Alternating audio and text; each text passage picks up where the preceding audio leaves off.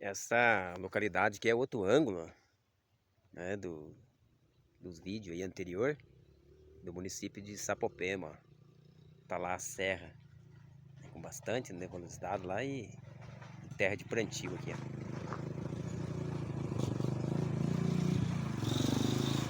Tá aqui as bananeiras, mais aqui as estradinhas do interior. Ali tem lavoura cafeeira. E aqui as áreas de plantio da região aqui, ó. É isso aí, até mais. Até os próximos vídeos.